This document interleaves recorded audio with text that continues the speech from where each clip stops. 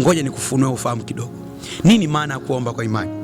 Kuomba kwa imani maana yake ni kuweka msingi juu ya kile ambacho neno la Mungu limesema. Kuomba kwa imani maana yake ni kuweka msingi juu ya kile neno la Mungu limesema. Je, Mungu amesema nini kwa habari ya uhitaji wako? Mungu amesema nini kwa habari ya ugonjwa wako? Mungu amesema nini kwa habari ya maisha yako? Mungu amesema nini kwa habari ya tatizo lako?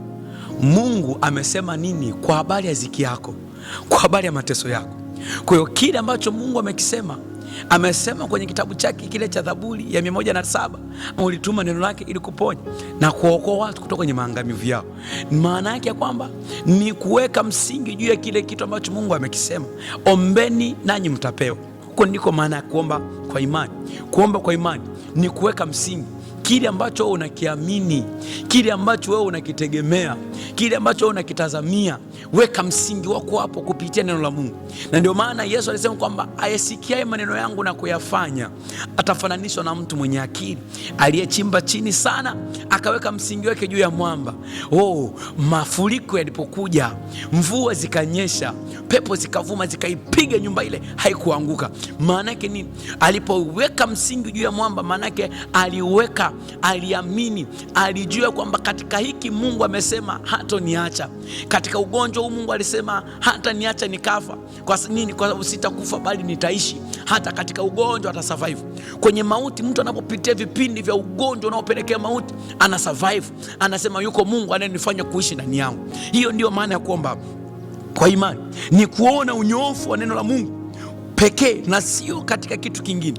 Kuomba kwa imani ni kuona unyoofu wa neno la Mungu pekee, pasipokuwa na hofu yoyote, pasipokuwa na mashaka yoyote, pasipokuwa na kutazama kitu kingine.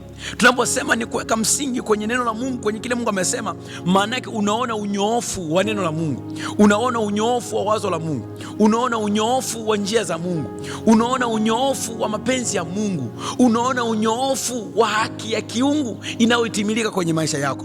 Lakini pia ni hali ya kutokutazama kitu kingine chochote kwa ajili ya uthibitisho wa uponyaji wa nafsi yako. Ni hali ya kutokutazama kitu kingine chochote kwa ajili ya uthibitisho wa uponyaji wako, kuinuliwa kwako, kubarikiwa kwako, kufanikiwa kwako, kuinuka kwako, kuwa mtu wa namna nyingine.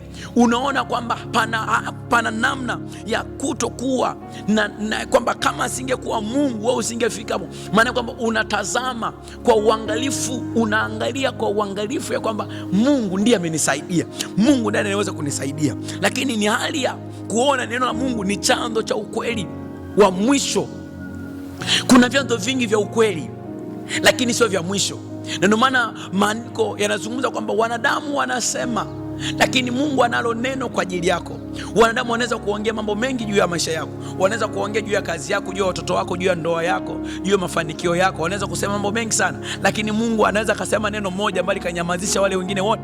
Wanadamu wanaweza kuwaza mambo mengi, lakini Mungu mawazo yake anasema, mawazo yangu ni mawazo mazuri ya kukupatia tumaini siku zako za mwisho. Maana yake kwamba hapo unaona kwamba ndiye Mungu, neno lake ni la kweli, chanzo chake ni cha kweli. Akisema atabariki, kweli atabariki. Akisema atainua, kweli atainua. Akisema ataponya, kweli Mungu anaponya. Hiyo ndio maana ya kuomba kwa imani, ni kuweka msingi kwenye kile Mungu alichokisema.